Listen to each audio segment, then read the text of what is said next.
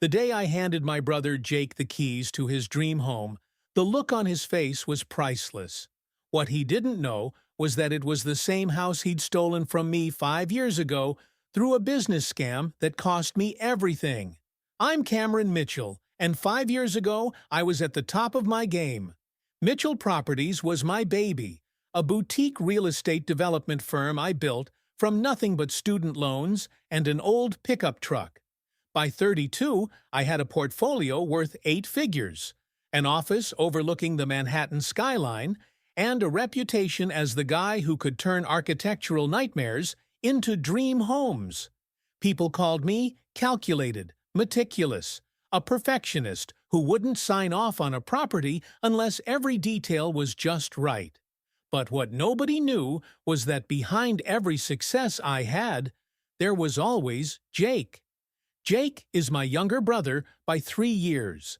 Growing up in our small Connecticut town, we were inseparable despite being complete opposites. Where I was quiet and thoughtful, Jake was the life of every room, charismatic, spontaneous, with a smile that could convince a banker to approve a loan on charm alone. Our bond was forged in the shadow of our father's failures. Dad was a contractor who lost everything in the 2008 crash, and we'd spend nights on our shared bedroom floor, sketching dream homes on notebook paper, promising each other we'd build an empire together someday. The summer after Jake graduated college, I gave him a job at Mitchell Properties. It wasn't charity. He had a natural talent for sales that I never possessed. While I obsessed over blueprints and zoning laws, Jake could walk into a room of investors and walk out with twice the funding we needed. Within 3 years, we'd expanded to 3 states. The Mitchell brothers were becoming a name in East Coast real estate. I still remember the night we closed our biggest deal yet, a waterfront development in Rhode Island. Jake grabbed me by the shoulders, his eyes wild with excitement. "We did it, Cam! Just like we promised Dad," he shouted before pulling me into a bear hug that nearly cracked my ribs. That's the thing about Jake. His emotions were always turned up to 11. When he was happy, the whole world felt it. When he was angry, well, I'd seen him put his fist through drywall over a minor permit delay. I still have the scar on my cheek from when we were teenagers, and I accidentally deleted his college application essay. He'd apologized for weeks after that punch, tears in his eyes as he helped clean the blood. That was Jake.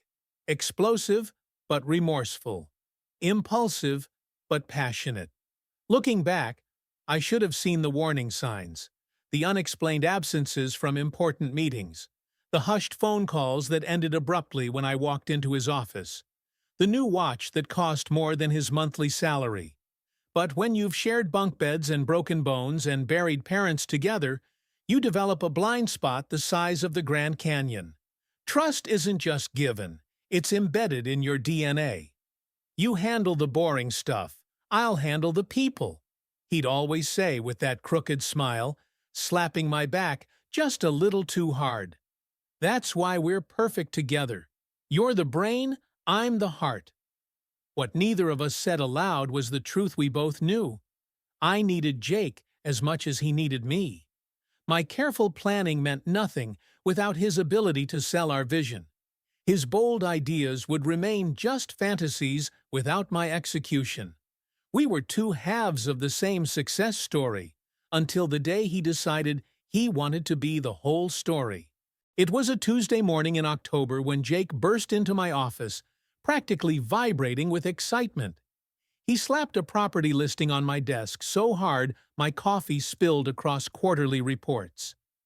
"This is it, Cam, the one we've been waiting for," he said, eyes gleaming. 30 acres overlooking Lake Champlain. Private dock, old-growth forest, and the main house is a goddamn architectural masterpiece. And get this, the owner's divorcing, desperate to sell before assets freeze. I remember studying his face, that familiar rush of both caution and excitement flowing through me. The property was magnificent, exactly the kind of legacy project we dreamed about as kids, but the asking price was steep, even for us. We'd need to liquidate almost everything, Jake. The Rhode Island project, the Brooklyn renovations. Sometimes you have to risk it all to level up, he interrupted, gripping my shoulders. Dad played it safe his whole life and died with nothing. Is that what you want for us? That mention of our father hit me like a physical blow. Jake knew exactly which buttons to push. 3 days later, I signed the paperwork authorizing Jake to handle the acquisition. I trusted him with everything: access to our accounts, power of attorney, the works. He insisted on handling it personally, said the seller was skittish and might back out if too many people got involved. For 2 weeks, I heard nothing. Jake stopped coming to the office, claiming he was working round the clock on securing the deal.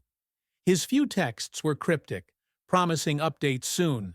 I buried myself in work, trusting my brother was doing what he did best. Then came the call from our bank. Unusual transfer activity.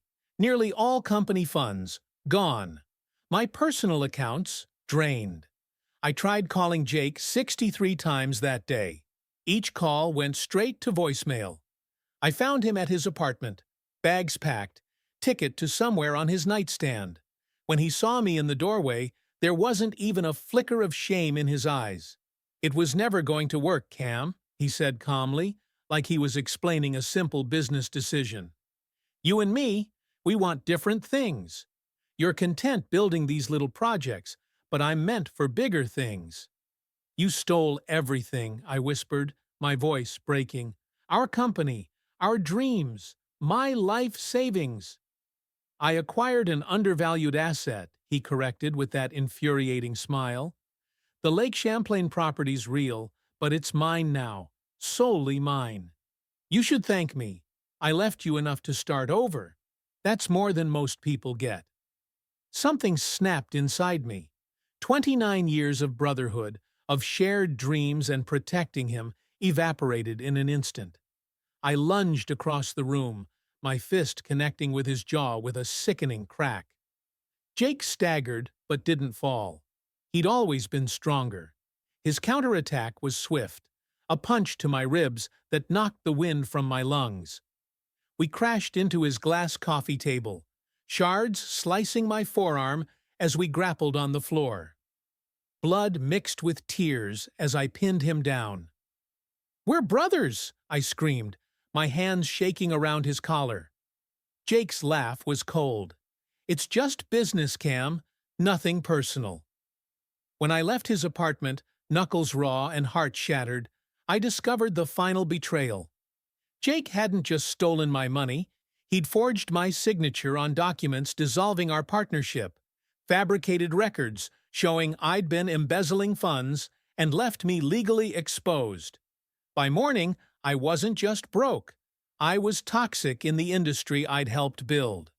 The property he bought with my money and my dreams became his showcase, the cornerstone of his new solo empire built on my broken trust. Rock bottom has a texture. It feels like the cheap polyester of a motel bedspread where you're living because you can't qualify for an apartment lease. It smells like instant coffee because real coffee is a luxury. It sounds like unanswered calls to former colleagues who suddenly don't know your name. 2 months after Jake's betrayal, I was staring at myself in a cracked bathroom mirror, barely recognizing the hollow-eyed stranger looking back. I had exactly $4,312 to my name, the contents of an emergency cash box Jake hadn't known about. Everything else was gone. My reputation, my business, my future. That morning, I'd received an invitation to the grand opening of J. Mitchell Properties at the Lake Champlain estate. My brother wasn't just stealing my life, he was rubbing my face in it. I pressed my forehead against the cool mirror and made a promise to myself. This wasn't over. I moved to Chicago, far enough from the East Coast that Jake's poisonous whispers hadn't reached. I took a job with a small construction company for cash under the table. During days, I hauled lumber and installed drywall.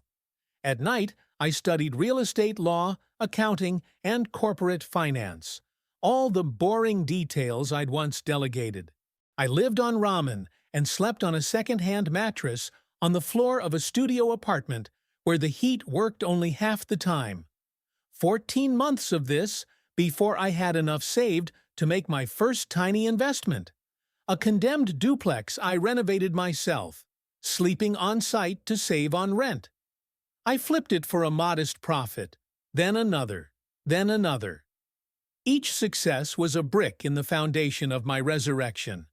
I cut my hair, changed my wardrobe, and started using my middle name, Alexander, professionally. C. Alexander Mitchell built a reputation for meticulous work and ethical business practices. 3 years of grinding, of 16-hour days and no holidays, of turning every dollar into two. I formed shell companies, diversified investments, built a new network, always with one eye on social media, tracking Jake's rising star from a distance. His company was expanding, his face appearing in industry magazines, his Lake Champlain property featured in architectural digests. Then came the rumor, a whisper in financial circles, that J. Mitchell Properties was over-leveraged, that Jake had expanded too quickly. His Instagram still showed yacht parties and champagne, but industry insiders murmured about missed payments and nervous investors. I paid an investigator $50,000 for confirmation. The Lake Champlain property, Jake's crown jewel, was quietly being shopped to private buyers to cover mounting debts. I still remember the moment my lawyer called to confirm we'd secured the winning bid through my most obscure shell company. I was standing on the balcony of my Chicago penthouse, watching the sunset paint the city gold. The same color as that Lake Champlain property would be at dusk. "Are you sure about this, Mr. Mitchell?" my lawyer asked. "It's a lot of capital tied up in what seems like a personal matter." I thought about all the nights I'd lain awake, revenge scenarios playing through my mind like violent movies. But somewhere in the rebuilding of myself, something had changed. This wasn't just about revenge anymore. It was about reclaiming what was rightfully mine, about restoring balance to a universe Jake had tilted on its axis. "I'm sure," I replied. "Send the paperwork immediately. And one more thing. Make sure the closing date is May 16th. Our birthday. The perfect day for a family reunion." Lake Champlain was even more beautiful than the property listings had suggested. Standing on the private dock, watching May sunshine dance across the water, I felt a strange sense of calm. Today, after 5 years of planning, Jake would finally learn the meaning of consequences. I'd sent him a message 2 days earlier, an olive branch suggesting reconciliation, a brotherly reunion at his beloved estate. His reply had been enthusiastic, even emotional. Either he truly missed me, or more likely, he needed something. The financial reports I'd acquired suggested his empire was crumbling fast. When his Porsche pulled up the long driveway, I was waiting on the front steps. 5 years had changed him. Designer clothes couldn't hide the weight he'd gained, and his trademark confident smile seemed strained at the edges. But when he saw me, genuine joy flashed across his face. "Cam!" he shouted, arms wide for an embrace I didn't return. "Man, you look great. Been too long, brother. Too long." "Hello, Jake," I said quietly. "Let's talk inside." He followed me through the grand entryway, chattering nervously about old times, carefully avoiding any mention of how we'd parted. I led him to the study, a wood-paneled room with floor-to-ceiling windows overlooking the lake. "Nice place you've got," I said, running my fingers along the mahogany desk. "Bet it set you back quite a bit." "Worth every penny," he laughed, pouring himself a drink without offering me one. "Best investment I ever made." "I agree completely," I replied, sliding a folder across the desk. "That's why I bought it." Jake froze, glass halfway to his lips. "What are you talking about?" "Open the folder, Jake." Inside were the property transfer documents, dated the previous week, along with copies of the financial records proving his dire situation. His hands trembled as he flipped through the pages, his face cycling through confusion, disbelief, and finally, fear. "This is a joke," he whispered. "The joke was thinking you'd get away with what you did to me," I said, my voice steady despite the hurricane of emotions inside me. "You have until tomorrow to remove your personal belongings. After that, anything remaining becomes my property." He lunged across the desk, sending papers flying as his fist connected with my jaw, the same spot he'd hit me 5 years before. I staggered but was ready this time. Years of construction work had hardened me. I deflected his next blow and landed one of my own, sending him crashing into the bookshelf. "You can't do this," he screamed, blood trickling from his split lip. "Everything I have is tied up in this place." "I know," I replied, "just like everything I had was tied up in our company when you stole it. Funny how life works, isn't it?" Jake's shoulders slumped, defeat finally registering. What am I supposed to do now? For a moment, I saw the little brother who'd crawled into my bed during thunderstorms, terrified of the lightning. The boy who'd cried when I left for college, begging me not to go. Something old and almost forgotten stirred in my chest. "There's one more document in that folder," I said. "A partnership agreement. New company, equal shares. You bring your clients and connections, I provide the capital. But this time, every decision requires both signatures. Every account has dual authorization." His eyes widened. "After everything? Why would you offer me that?" I walked to the window, looking out at the water. "Because destroying you won't bring back the 5 years I lost. Because I rebuilt myself from nothing once, and I learned I'm stronger than I ever knew. And because, despite everything, we're still the Mitchell brothers." Jake joined me at the window, tears streaking his face. "I don't deserve a second chance." "No," I agreed. "You don't. But that's the thing about family, Jake. Sometimes we get what we need, not what we deserve." As the sun set over Lake Champlain, casting golden light across water that now rightfully belonged to me again, I realized the revenge I'd plotted for years felt hollow compared to the power of reclaiming my own story. The greatest victory wasn't taking back the property. It was becoming someone who could lose everything and still rise again. Someone who could offer mercy instead of merely justice. Jake had a choice to make, and for the first time in 5 years, so did I.